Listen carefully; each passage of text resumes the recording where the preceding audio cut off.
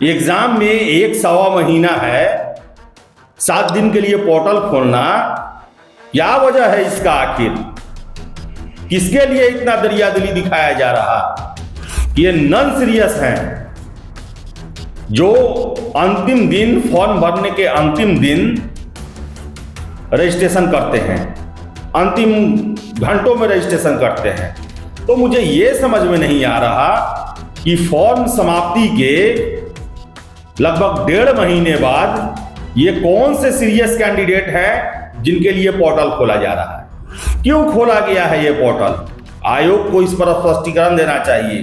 कौन से वो छात्र हैं जो कि 1 महीने फॉर्म के दौरान कान में तेल डाल के सोते रहे और उनकी गुहार को आयोग ने इतने आसानी से सुन लिया?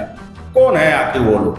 आयोग की ये दरियादिली पिछले साल कहां थी कि 6 दिसंबर को इसके लिए छात्र पीटे गए, जेल गए, उपद्रव हुआ और आयोग ने सीधे सीधी कह दिया कोई रियायत नहीं। एक एसओपी बना हुआ है तो सभी परीक्षाओं के लिए वो एसओपी रहना चाहिए।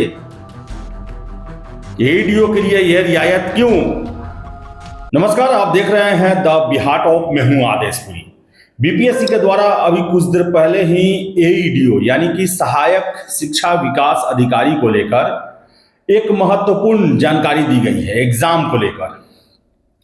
नोटिस आप देख सकते हैं। हमने आपको लगभग 10 दिन पहले ही बताया था कि एग्जामिनेशन 3 चरण में होगा, क्योंकि 9,80,000 के आसपास कैंडिडेट, जो कि इतिहास है बीपीएससी में, इतने के द्वारा आवेदन किया गया है। तो 3 चरण में एग्जाम होगा। पहले नोटिस देखिए आप। दिनांक 22 अगस्त 2025 को प्रकाशित विज्ञापन संख्या 87/2025 शिक्षा विभाग के अंतर्गत सहायक शिक्षा विकास अधिकारी प्रतियोगिता परीक्षा में अभ्यर्थियों की संख्या अत्यधिक रहने के कारण परीक्षा 3 चरणों में आयोजित की जाएगी। विभिन्न चरणों में आयोजित उत्तर पत्रकों का मूल्यांकन के पश्चात इक्वी परसेंटाइल इक्वेटिंग के तकनीक इक्वलाइजेशन ऑफ स्कोर की प्रक्रिया अपनाते हुए परीक्षा फल का प्रकाशन किया जाएगा। वैसे अभ्यर्थी जो अभी तक ऑनलाइन आवेदन नहीं कर पाए हैं वो दिनांक 5 दिसंबर से 12 दिसंबर तक पुनः ऑनलाइन आवेदन कर सकते हैं। शैक्षणिक योग्यता एवं अन्य वांछित प्रमाण पत्र पूर्व में प्रकाशित विज्ञापन के अनुसार आवेदन करने की अंतिम तिथि 26 सितंबर 2025 तक मान्य होगी। विज्ञापन की शेष शर्तें यथावत रहेंगी।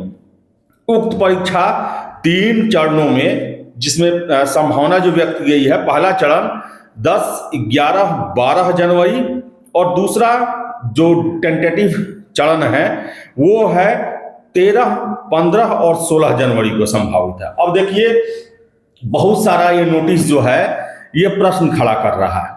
सबसे पहले, एग्जाम अगले महीने होने वाला है, फिर से ये ऑनलाइन आवेदन का विंडो क्यों खोला गया?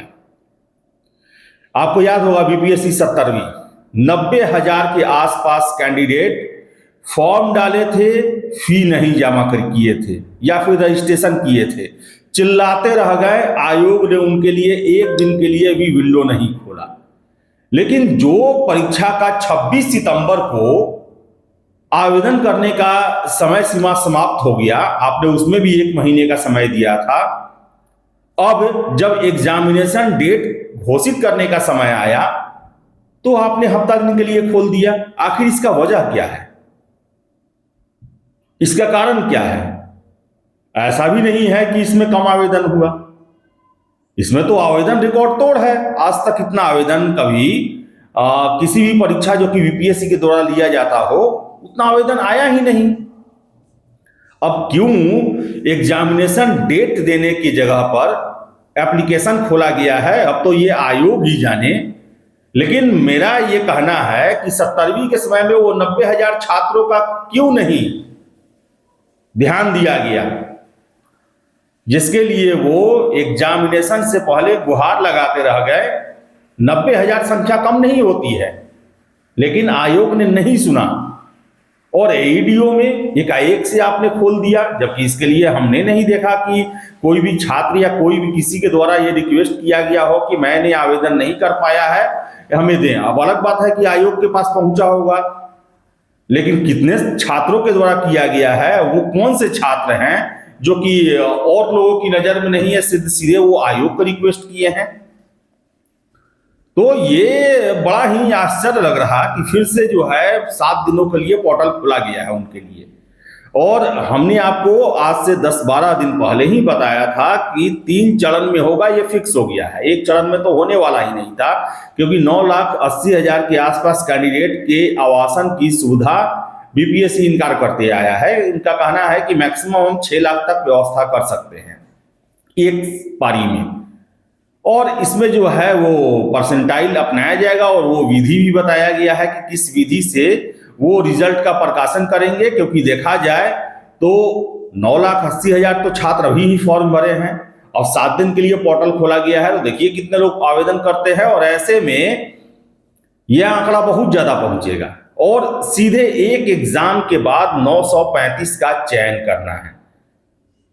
तो देखिए इसमें क्या होता है। और इसके साथ साथ इसमें यह भी कहा गया है कि भले ही आपको पोर्टल अभी खुला है, लेकिन जो 22 अगस्त तक, जो 26 सितंबर तक कहा गया है लास्ट डेट तक, कि जो योग्यता पात्रता जो डिसाइड किया गया था उससे पहले तक का वही होना चाहिए। ये नहीं कि आप अगर नवंबर में ग्रेजुएशन किए या जो भी ये किए और उसके बिना पर आप अप्लाई कर दें, यानी कि जो क्वालिफिकेशन या फिर आपका ये कास्ट सर्टिफिकेट हुआ, क्रीमी लेयर हुआ, ये सब कुछ जब फॉर्म फिलअप हुआ उस समय तक का ही होना चाहिए, उसके बाद का नहीं होना चाहिए। भले ये आवेदन करने का समय आपको दिया गया है, लेकिन ये नहीं है कि आप नवंबर का क्रीमी लेयर सर्टिफिकेट लगा दें, कास्ट सर्टिफिकेट लगा दें, या फिर ग्रेजुएशन पासिंग का सर्टिफिकेट लगा दें।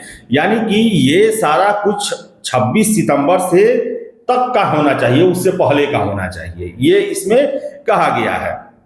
तो एईडीओ एग्जाम अगले महीने हो रहा है। दो टेंटेटिव टेन्योर बताया गया है आयोग के द्वारा, 10, 11, 12 और फिर से 13, 15, 16 जनवरी। यानी कि एईडीओ अब तक कहा जाए तो 16 जनवरी तक इसका वारा न्यारा हो जाएगा। 16 जनवरी को ये एग्जाम की समाप्ति हो जाएगी। लेकिन सबसे बड़ा प्रश्न कि ये 7 दिन पोर्टल खोलने का वजह क्या है? कौन से वो छात्र हैं जो कि कहीं सामने आए नहीं, ना ही उन्होंने धरना प्रदर्शन किया, और उनके लिए 1 हफ्ते का पोर्टल खोल दिया गया। और आयोग की ये दरियादिली पिछले साल कहां थी कि 6 दिसंबर को इसके लिए छात्र पीटे गए, जेल गए, उपद्रव हुआ, और आयोग ने सीधे सीधी कह दिया कोई रियायत नहीं, कोई छूट नहीं। जबकि वो छात्र रजिस्ट्रेशन कर चुके थे, फॉर्म भी भर चुके थे, पैसे जमा नहीं किए थे, ऐसे वो छात्र थे। और उस समय क्या कहा गया था? उस समय अलग अलग सूत्रों से कहा जाता था कि ये नॉन सीरियस हैं, जो अंतिम दिन, फॉर्म भरने के अंतिम दिन रजिस्ट्रेशन करते हैं, अंतिम घंटों में रजिस्ट्रेशन करते हैं। तो मुझे यह समझ में नहीं आ रहा कि फॉर्म समाप्ति के लगभग 1.5 महीने बाद ये कौन से सीरियस कैंडिडेट हैं जिनके लिए पोर्टल खोला जा रहा है। ये कौन से कैंडिडेट हैं जो कि दिए गए 1 महीने में उनको पता ही नहीं था कि फॉर्म आया हुआ है। क्यों खोला गया है ये पोर्टल? आयोग को इस पर स्पष्टीकरण देना चाहिए। कौन से वो छात्र हैं जो कि 1 महीने फॉर्म के दौरान कान में तेल डाल के सोते रहे और उनकी गुहार को आयोग ने इतने आसानी से सुन लिया? कौन है आखिर वो लोग? इसका जवाब आयोग को जरूर देना चाहिए। 70वीं मेंस के समय में बहुत सारे छात्रों का सब्जेक्ट में गड़बड़ी था, वो भी रिक्वेस्ट करते रहे, आयोग ने नहीं सुना। लेकिन एईडीओ में फॉर्म फिलअप समाप्ति के 1.5 महीने बाद, 1.5 नहीं लगभग 2.5 महीने बाद फिर से एकाएक से रीओपन करना, एग्जाम में 1-1.25 महीना है, 7 दिन के लिए पोर्टल खोलना, क्या वजह है इसका? आखिर किसके लिए इतना दरियादिली दिखाया जा रहा? आखिर एकाएक से आयोग क्यों सॉफ्ट हो गई इस एग्जाम में? सिविल सेवा पीटी में सॉफ्ट क्यों नहीं होती है, जबकि उसमें तो 4, 4.5, 5 लाख की कैंडिडेट अप्लाई करते हैं। इसमें 9,80,000 कैंडिडेट के अप्लाई करने के बाद भी आयोग कहती है बहुत सारे लोग अप्लाई नहीं कर पाए हैं। ऐसा होता कि हाँ, यह परीक्षा दूसरी बार होती रहती, पिछले परीक्षा में 15 लाख भी लोग दिए रहते, कम अप्लाई हुआ रहता तो आयोग को लगता।